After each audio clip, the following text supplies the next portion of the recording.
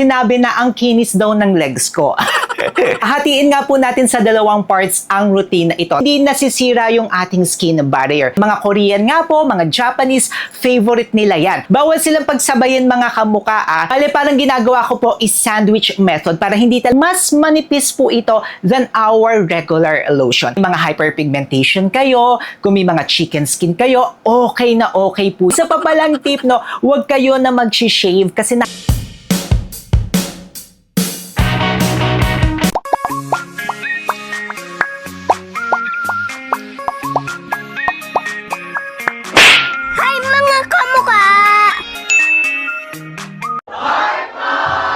Hi mga kabuka, tayo pinagbabalik. Ako po si Sir Lawrence, ang inyong pambansang human guinea pig. Heart, heart!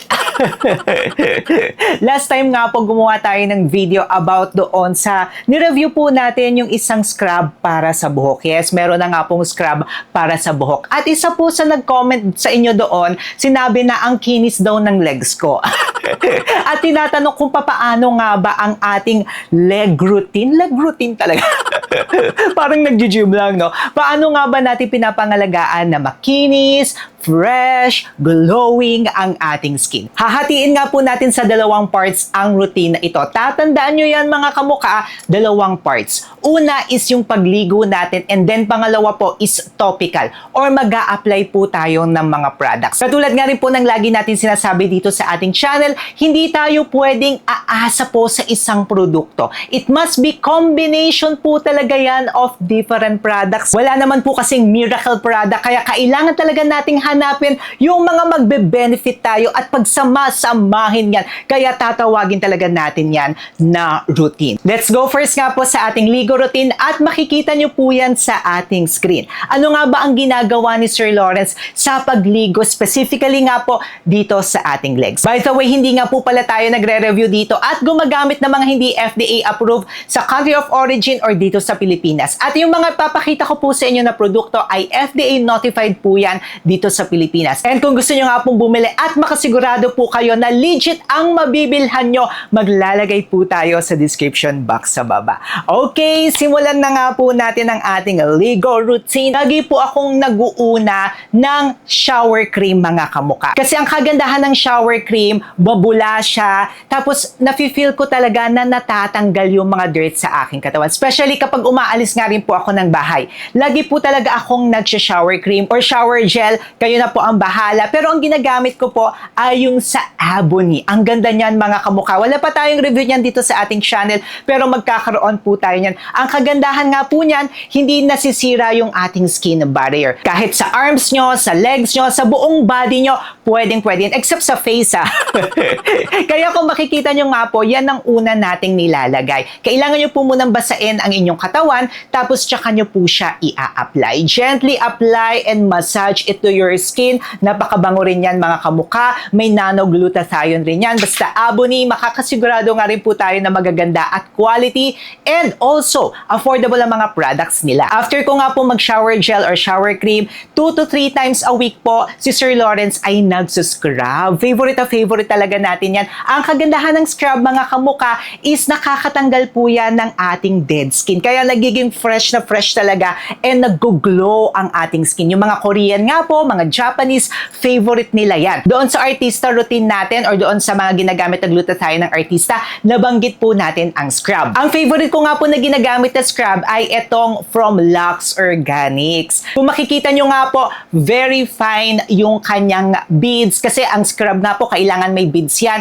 Tapos ang gamit nila dyan na beads ay salt or asin. Ang ganda niya. Tapos kapag in-apply nyo yan, matatanggal talaga yung mga dead skin. Pero make sure ha, hindi po ito gagamitin araw-araw. 2 to 3 times a week nga po, yung iba once a week lamang po. Then after ko nga po mag-scrub mga kamuka, ito nga po yung pinagsasalit-salitan ko sa scrub. Ang ginagamit ko po ay yung sa G21 na Golden Dust. Na-feature na rin natin yan dito sa ating channel. Okay na okay din po yan. Alternative nga po ito sa scrub. Kung ayaw nyo na po mag-scrub, pwede nyo po itong gamitin. Kaso nga lang for me, better talaga if magse-separate scrub pa rin po kayo. Bawal silang pagsabayin mga kamuka. Dapat dapat kapag ginagamit nyo si G21, hindi nyo gagamitin yung scrub na isa. Tapos kung gagamitin nyo naman yung scrub na isa, hindi nyo naman pwedeng gamitin si G21. Dahil nga po nag-scrub tayo, ang susunod ko po ay eto naman mga kamukha, nagsasabon naman tayo. Bale, parang ginagawa ko po is sandwich method para hindi talaga ganoon masira ang ating skin barrier.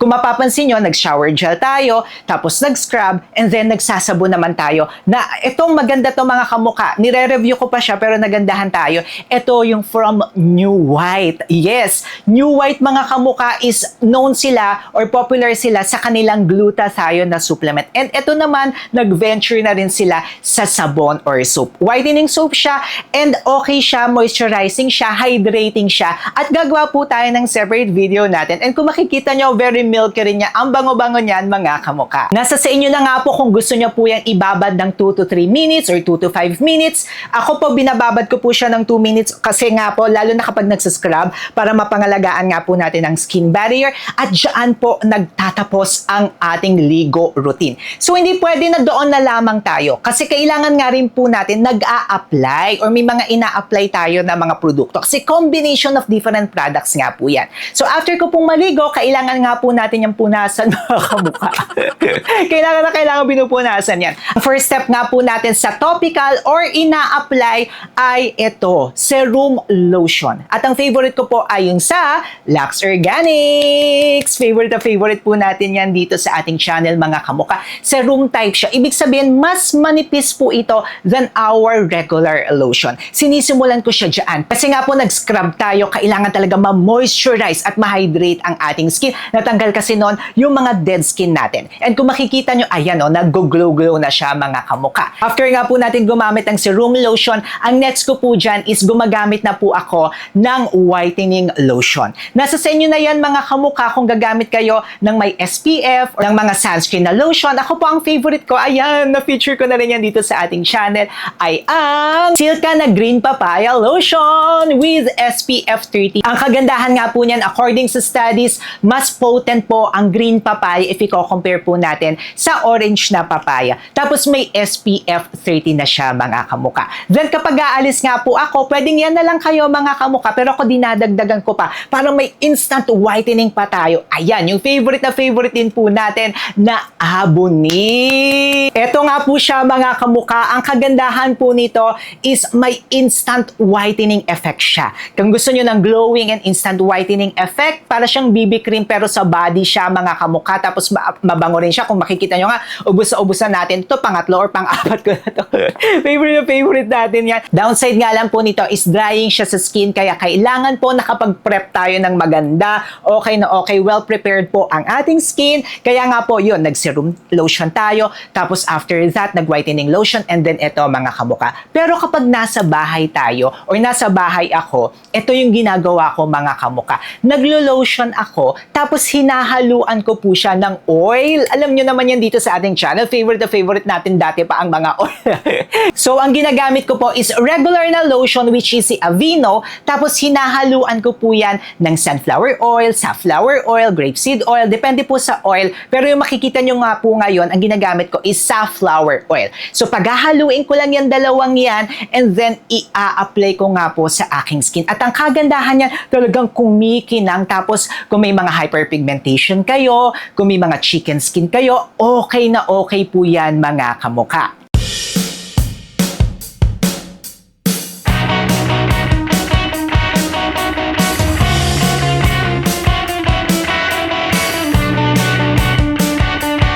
Kung makikita nyo nga po yung ating skin, okay na okay siya, diba?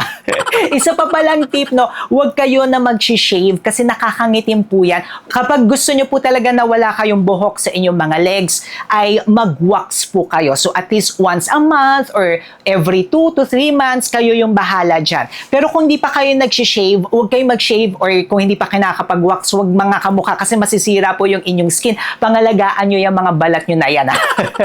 Kayo mga mga kamukha, medyo na-curious ako. Ano nga ba yung mga ginagamit nyo? Ano yung routine nyo? Ayan, mag-comment kayo dyan sa baba at magkwentuhan tayo. And kanina sinabi ko nga po sa inyo, yung comment ka po kaya natin nagawa yung video na ito is from doon sa ligo or sa scrub na ni-review natin for our hair. Eh kung gusto nyo po mapanood yan, may separate video po tayo yan mga kamukha. Syempre mag-subscribe na rin kayo kay Sir Lawrence.